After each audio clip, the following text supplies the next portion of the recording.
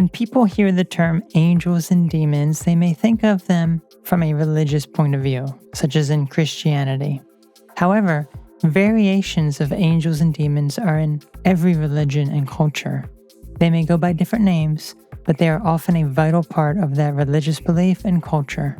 Each religion and culture has various rituals to ward off the demons and have protection by angels. Even New Age spirituality, which is essentially a religion, has various rituals, cleanses, and ways of inviting angels in and keeping demons out. But what if some of these practices actually invite evil forces and demons into one's life? First, we must define what is an angel and a demon. With each culture and religion, it will be different, but the premise is the same. Angels are beings with positive intentions that serve God, the ultimate ruler of the universe and creator of everything, while demons are evil who serve their dark lord, Satan, or other names depending on the religion and culture. These are polar opposites. One cannot exist without the other. God exists because Satan exists, and Satan exists because God exists. And you exist because they both exist. Living as a human being in this world means you are connected to both good and bad, righteous and evil, positive and negative, and so on.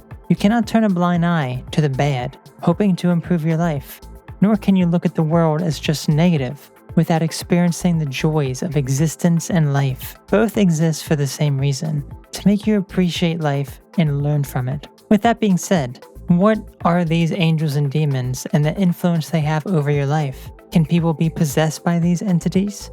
Or can they be manipulated by them? Of course you can. Evil, negative forces, spirits, or demons will often latch on to people who are in a very negative place. When someone is severely depressed and unhappy, they may seek out information, activities, and substances that make their condition worse and lead them into a very dark place. It is very easy for demons to convince someone who is in a very negative mindset than it is to persuade someone in a more positive mindset. Why? The person who is feeling bad and down wants to feel happy, but they cannot. They may hear voices of negative entities around them, harvesting their life force. Their energy goes to the demons as they are completely controlled by them. Some cultures even believe that mental illness is demonic spirits that are attached to the person. Someone who is in a very negative place, depressed and fearful, are far more suggestible. They will read an article, watch a video, or listen to another's testimony like it's the holy word. They believe it to be true, no matter how ridiculous it sounds. They then follow the practice and start seeing some improvement. It could be a religious practice or a type of technique used in New Age spirituality. I am putting emphasis specifically on New Age spirituality since that can get many people who are depressed into a way of thinking that invites demonic forces into their life who are disguised as angels. A normal person would not invite evil that looks and sounds like evil into their life. So many evil and demonic forces and demons will disguise themselves as positive spirits, such as spirit guides, to be invited into your life, guide you on the path to destruction, and then blame you for not thinking positively enough. Such practices and rituals can include, but are not limited to, past life regression, chakra healing, yoga, Reiki, tarot, crystals, chanting, crystal bowls, drum circles, shamanic trance, manifestation, astrology, numerology, etc. The list goes on and on. Are these truly helpful, or do they invite demons into one's life? Let's first think about a core aspect of spirituality, and that is to connect with your spirit guide.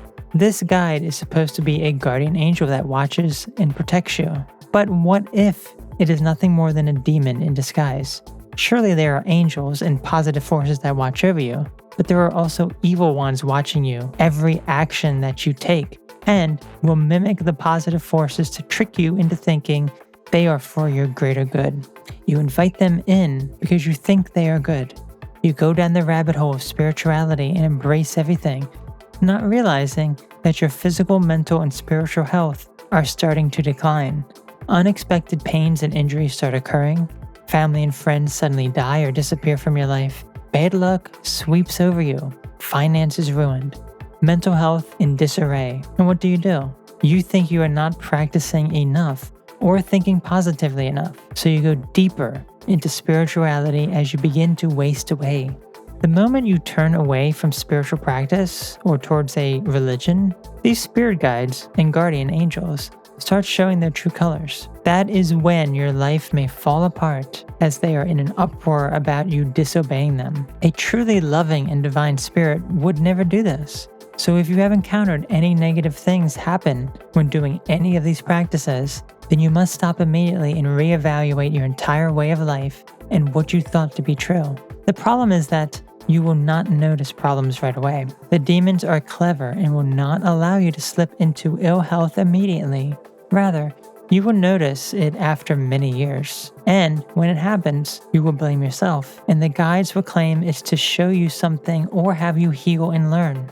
These are not positive forces, but ones of pure evil and ill intent. You do not want to mess with these demonic forces. People can also be possessed by these spirits, often unknowingly, and use these tools to trick you and make you vulnerable so the demon latches onto you. They will often make you comfortable, relaxed, and open up trauma from the past or in your body. They will make you suggestible and willing to allow the demon into you. They then do healing work and invite in so-called divine energy, a spirit guide, or your higher self, and have you embody it. They then have you integrated. Sure, this all sounds great for healing work, right? It can be, but it can also be demonic in nature if the healer is controlled by these evil spirits. You then incorporate these very same evil spirits into your being.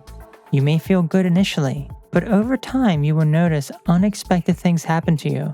Bad luck, ruin, and chaos. All areas of your life decline rapidly. If this happened to you, then it is demon possession and you must eliminate that demon if you want your health back. Angels and demons surely do exist, and we can invite them into our lives. But be careful, since we may be fooled into thinking that a spirit guide is actually on our side when it's actually a demonic entity ready to destroy your life. This will not happen to everyone, maybe even just a small amount of people who get involved in some spiritual practice. But you will know the signs if your life goes into disarray after doing the healing work. Always remember to trust your intuition. If something feels wrong, then it probably is.